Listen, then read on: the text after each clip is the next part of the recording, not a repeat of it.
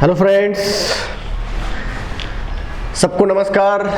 बच्चों, आज आपको मैं ऐसे गैल्वेनोमीटर के बारे में जानकारी देने जा रहा हूं जो आपके बोर्ड में नहीं है, सीईटी में नहीं है, मगर जेईई मेन जैसे एग्जाम में आपको उसके ऊपर क्वेश्चन आ सकते हैं। उस गैल्वेनोमीटर का नाम है बच्चों moving magnet galvanometer. Moving magnet galvanometer, इसी का अनदर नेम है टेंजेंट गैल्वेनोमीटर।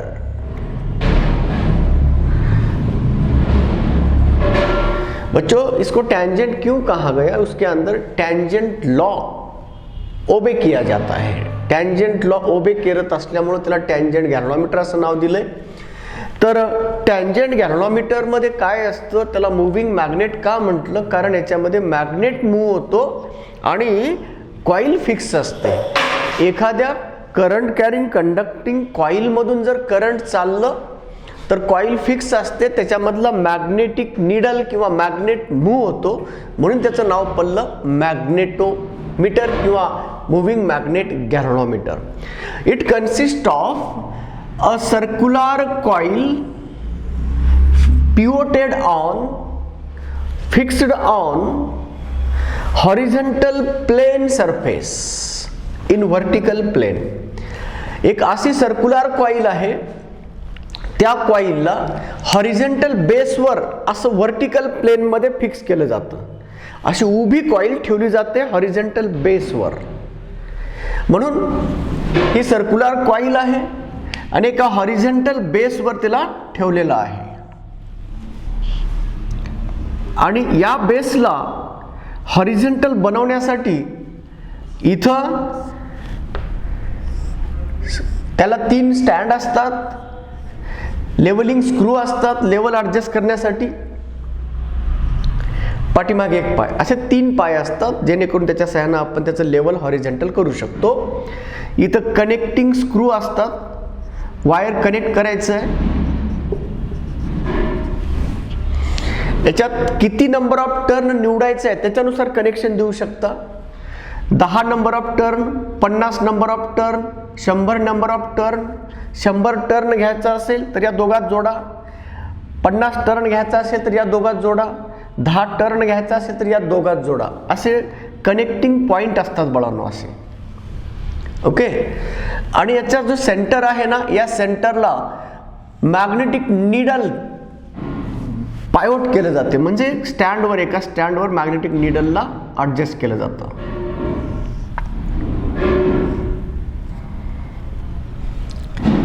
आता या कॉइल मध्ये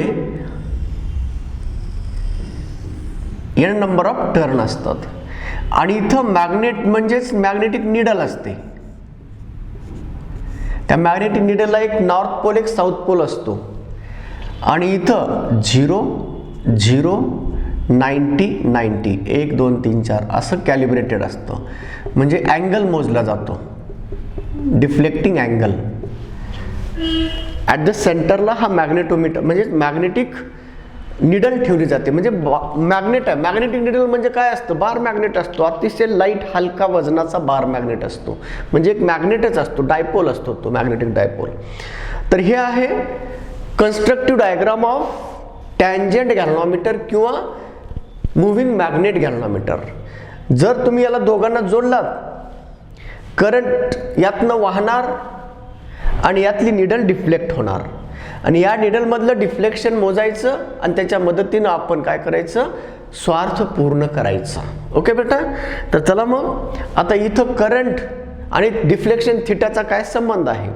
what is the working principle of moving coil galvanometer, sorry tangent galvanometer किंवा moving magnet galvanometer? The working principle of moving magnet galvanometer is I directly proportional to tan of the angle theta. तिथं काय होतं? I directly proportional to directly theta होता, इथं tan आहे म्हणून त्याचं नाव tangent galvanometer असं नाव पडलेलं आहे। म्हणून current flowing through the galvanometer is directly proportional to the tan of the angle of deflection of the magnet, deflection in the magnet due to current I। अगर ज़्यादा करंट जाएगा ज़्यादा डिफ्लेक्शन, अगर ज़्यादा डिफ्लेक्शन पा रहे हो तो करंट डेफिनेटली ज़्यादा जा रहा है। तो ये वर्किंग प्रिंसिपल को हम यहाँ प्रूव करने जा रहे हैं बच्चों। तो चलिए आपके सामने अब यहाँ n नंबर ऑफ टर्न से बना हुआ ये सर्कुलर कॉइल है। ईच कॉइल के थ्रू जाने वाला करंट I मानेंगे। देखो बच्चों, इस बेस को हम हॉरिजॉन्टल प्लेन में रखेंगे, ये वर्टिकल बन जाएगा, है ना। तो वर्टिकल प्लेन और ये उसके अंदर मैग्नेटिक नीडल। आपको पता है ये मैग्नेटिक नीडल हमेशा किस पोजीशन में रहती है? दक्षिण उत्तर दिशा में फिक्स होती है। ही जी चुंबक नीडल आहे ना, त्याला आपण मॅग्नेटिक नीडल म्हणतो, ही चुंबक पट्टी म्हणतो मॅग्नेटिक नीडल, ही नेहमी दक्षिण उत्तर दिशेमध्ये फिक्स असते। म्हणून एखाद्या पॉइंटवर तुम्ही त्याला फिक्स केलाय आणि ही नीडल नेहमी दक्षिण उत्तर दिशेमध्ये थांबते। मग ज्या प्लेनमध्ये ही नीडल थांबलेली आहे त्या वर्टिकल प्लेनला म्हणायचं magnetic meridian. Magnetic meridian is the plane in south north direction which is containing the axis of the needle। या नीडलच्या ॲक्सिसला समाविष्ट करणारा तो प्लेन आहे आणि दक्षिण उत्तर दिशेमध्येच थांबते नीडल, मॅग्नेटिक नीडल। आणि मग जेव्हा आपण या वायरमधून करंट पास केलं तर तेव्हा मॅग्नेटिक फील्ड तयार होतं at the centre of the circular coil. आणि तुम्हाला माहित आहे या चॅप्टरमध्ये आपण शिकलो, जर सर्क्युलर कॉइल मधून करंट चाललं, सर्क्युलर कॉइल मध्ये n नंबर ऑफ टर्न असतील, each carries the current I असेल आणि या सर्क्युलर कॉइलची रेडियस जर r असेल तर याच्या सेंटरला तयार होणारा मॅग्नेटिक फील्डचा फॉर्म्युला आहे B = μ0 Ni/2r। आठवतं का? बायोट सावर्ट्स लॉच्या साहाय्याने आपण काढलेला फॉर्म्युला आहे। R radius n number of turn असतील त्याच्यामध्ये, ह्या कॅपिटल घेतल्या तर इथं कॅपिटल घेऊ शकता, स्मॉल घेतल्या तर स्मॉल घेऊ शकता। म्हणून इथं जर n नंबर ऑफ टर्न घेतलं तर इथं n नंबर ऑफ टर्न घ्या, कॅपिटल N।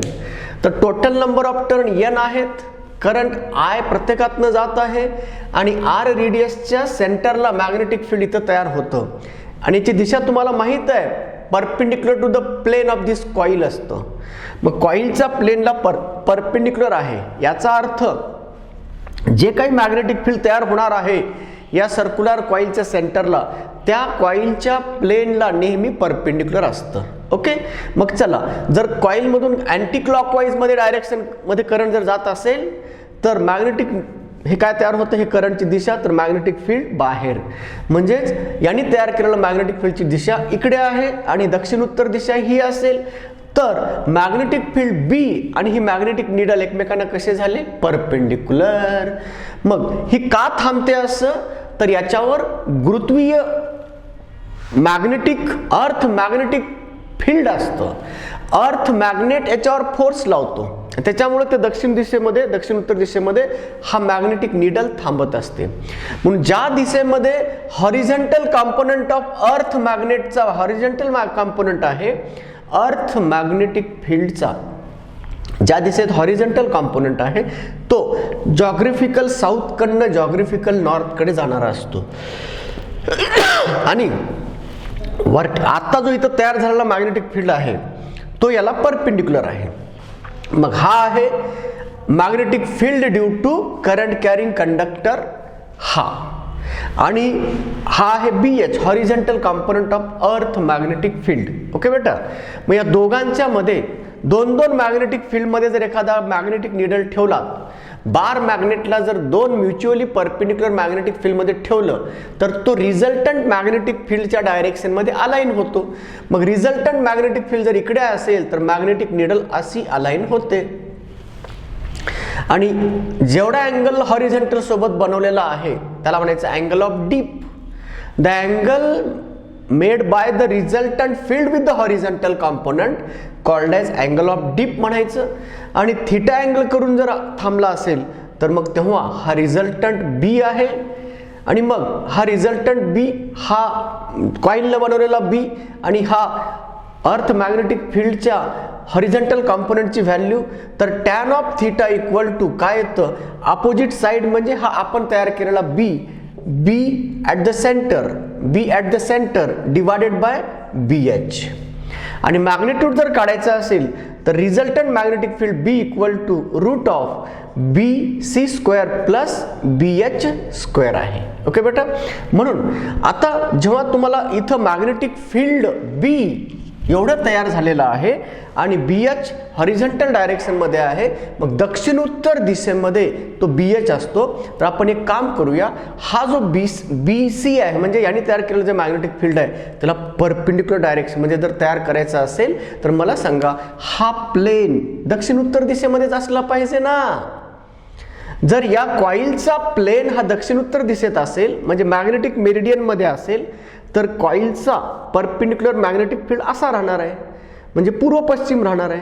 कॉइल जर आपण दक्षिण उत्तर प्लेन मध्ये ठेवलात तर त्यांनी तयार केलेलं मॅग्नेटिक फील्ड त्याला परपेंडिक्युलर असतं म्हणजे पूर्व पश्चिम मध्ये असतं. म्हणून पूर्व पश्चिम दिशेमध्ये हा तयार झालेला मॅग्नेटिक फील्ड, दक्षिण उत्तर दिशेमध्ये हा अर्थ मॅग्नेटिक फील्ड. आणि मग याच्या मध्ये निडल ठेवलात तुम्ही म्हणल्यानंतर निडल काय होणार, आता ही डिफ्लेक्ट झाली. मग थिटा अँगलने जर निडल डिफ्लेक्ट झाली मग अशी होणारी ही निडल अशी झाली म्हणल्यानंतर थिटा अँगलने डिफ्लेक्ट झालेली आहे. मग आता हा थिटा जर काढायचा असेल तर तुम्हाला टॅन ऑफ थिटा बरोबर BC अपॉन काय आलं, BH. मग BC equal to BH into tan of theta. But we have BC is given by mu naught NI upon 2R. मग BC ची किंमत जर ही ठेवलात mu naught NI upon 2R equal to BH into tan theta. Okay बेटा, मग तुम्हाला I पाहिजे ना, I directly proportional to tan theta सांगायचं आहे.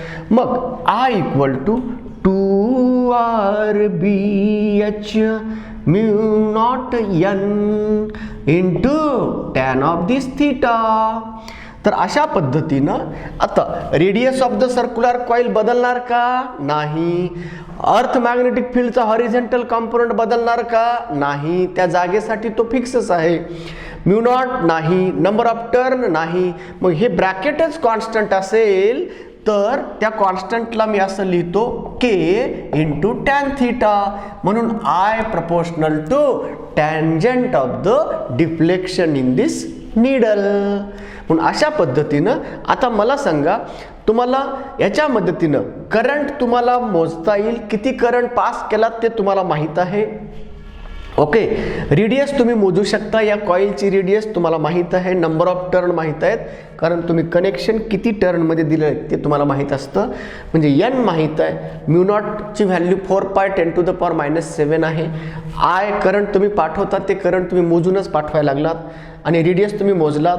Theta deflection in the needle पाहिलात तर तुम्ही अर्थचं हॉरिझॉन्टल कंपोनंट काढू शकता का नाही या सूत्रानुसार. येस. म्हणून ज्या स्वार्थासाठी आपण याला बनवलंय, ज्या कामासाठी या टॅन्जंट गॅल्व्हनोमीटरला बनवलंय ते काम हे करंट मेजर करणं हे दुय्यम काम आहे. पण खरं स्वार्थ याच्यामधला आहे की अर्थच्या मॅग्नेटिक फील्डला सुद्धा मोजू शकतो आपण युजिंग दिस टॅन्जंट गॅल्व्हनोमीटर. काही काळ हा महत्त्वाचा होता म्हणून लॅबमध्ये आपल्या 12वीच्या बोर्डच्या परीक्षेमध्ये हा राहायचा, पण आता सध्या तो महत्त्वाचा वाटत नाही कारण ते काम साधा एक टर्न सुद्धा, एक सर्क्युलर कॉइल सुद्धा करू लागले आता. म्हणून हे मॅग्नेटिक गॅल्व्हनोमीटर किंवा टॅन्जंट गॅल्व्हनोमीटर आपण ते वापरण्याऐवजी फक्त सर्क्युलर कॉइलने सुद्धा BH काढू शकतोय. ओके, म्हणून मग आता BH तुम्ही काढू शकता तर रिझल्टंट B अर्थ मॅग्नेटिक फील्डचं हॉरिझॉन्टल कंपोनंट काढू शकता, व्हर्टिकल कंपोनंट मोजू शकता कारण तुम्हाला अर्थ मॅग्नेटिझममध्ये आपण शिकणार आहोत अर्थ मॅग्नेट काय असतं. पण सध्या आपण इथं कुठं आहोत, मूव्हिंग कॉइल गॅल्व्हनोमीटरमध्ये नाही, सॉरी मूव्हिंग मॅग्नेट गॅल्व्हनोमीटरमध्ये आहोत म्हणून त्याचाच अभ्यास करत आहोत. म्हणून विद्यार्थी मित्रांनो, आता I equal to 2R BH mu naught N into tan theta.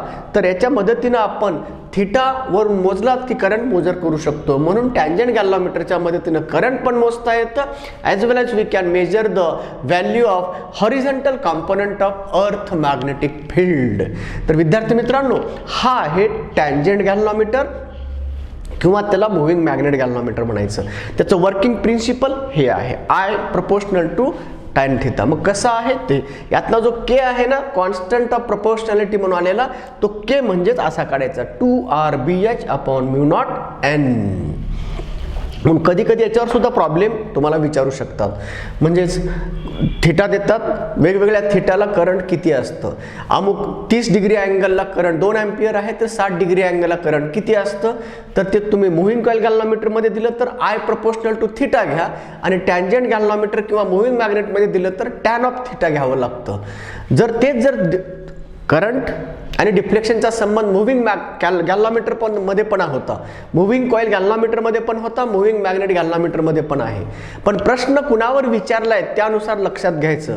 I proportional to theta घ्यायचं का I proportional to tan theta घ्यायचं, हे डिपेंड करतं कुणावरचा प्रॉब्लेम क्रिएट केलाय त्यांनी. म्हणून I proportional to theta moving coil galvanometer, ज्याच्यात कॉइल मूव्ह होते. I directly proportional to tan theta moving magnet galvanometer, ज्याच्यात मॅग्नेट मूव्ह होतो, त्याचा अभ्यास इथं करत आहोत आपण.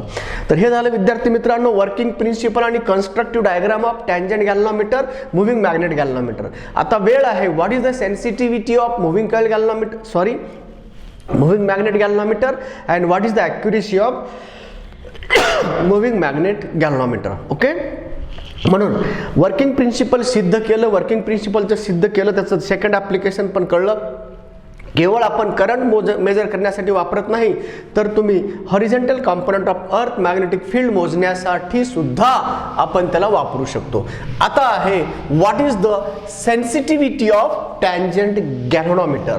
How can you increase the sensitivity of moving coil galvanometer किंवा मूविंग मैग्नेट गैल्वेनोमीटर किंवा tangent galvanometer. Now you know what is the sensitivity of the tangent galvanometer, या कोई भी मीटर का अगर सेंसिटिविटी निकालना है तो आपको याद है sensitivity equal to delta theta upon delta I होता है. या we can write this same thing in this way also, d theta upon D I होता है. तो आपके पास तो फार्मूला है I equal to 2RBH divided by, अभी निकाला था ना 2RBH अपॉन mu naught n into tan of theta, है ना बच्चों. तो अब इसका डेरिवेटिव निकाले ना, तो डी आई इक्वल टू क्या आएगा बच्चों, ये तो कांस्टेंट रहेगा 2RBH divided by mu naught n into tan का डेरिवेटिव क्या होता है, sec square theta into d theta होता है. चलो तो d theta upon D I चाहिए ना सेंसिटिविटी साठी, तर मग d theta upon D I अगर लिया है तो d theta upon D I आएगा mu naught n upon 2RBH. हाँ, नीचे क्या आएगा, सेक स्क्वायर थीटा आएगा, ऊपर जाके कॉस स्क्वायर थीटा बनेगा. तो इस तरह बच्चों देखो ना, D theta upon D I का फार्मूला आ गया, D theta upon D I बन गया 2RBH, नीचे गया म्यू नॉट n ऊपर आया, और ये 1 अपॉन सेक स्क्वायर थीटा बनता है, ये बन गया कॉस स्क्वायर थीटा. तो सेंसिटिविटी को अगर बढ़ाना है, तो सेंसिटिविटी बढ़ाना है तो किसके ऊपर डिपेंड है, ये तो मैक्सिमम 1 होती है ना, मिनिमम 0 हो सकती है. तो और किसके ऊपर डिपेंड है, थीटा के ऊपर तो डिपेंड रहेगी, थीटा शुड बी 0, तो ये वैल्यू बनेगी 1. 180 रहा तो भी वैल्यू बनेगी 1. तो थीटा 0 और 180 के लिए ये सेंसिटिविटी मैक्सिमम है. दूसरा सवाल क्या है बच्चों, मैक्सिमम नंबर ऑफ टर्न चाहिए और radius should be very small. Sensitivity बढ़ाना है तो रेडियस घटाना होगा. ये चेंज करना हमारे हाथ में नहीं है, ये चेंज करना हमारे हाथ में है, ये चेंज करना हमारे हाथ में है. तो radius should be as minimum as possible to increase the sensitivity of tangent galvanometer. Sensitivity बढ़ाने के लिए radius of the circular coil should be small करना है. तो सेंसिटिविटी बढ़ाने के लिए रेडियस मिनिमाइज करेंगे हम, नंबर ऑफ टर्न बढ़ाएंगे हम, ताकि सेंसिटिविटी बढ़ाना है. तो ये हो गया बच्चों sensitivity of moving coil galvanometer. और किस चीज के ऊपर ये डिपेंड होती है, मूविंग कॉइल गैल्वेनोमीटर नहीं है, मूविंग मैग्नेट गैल्वेनोमीटर का सेंसिटिविटी का फार्मूला बता रहे. तो in order to increase the sensitivity of moving magnet galvanometer we have to increase the large number of turn and reduce the radius of this circular coil. तर अशा पद्धतीने आपण moving coil गॅल्वेनोमीटरची sensitivity बद्दल आपण चर्चा केलेली आहे. आता जाऊया ॲक्युरेसी बद्दल चर्चा करायला जाऊया. तत्पूर्वी आपण थोडीशी विश्रांती घेऊया. Thank you very much. बाय.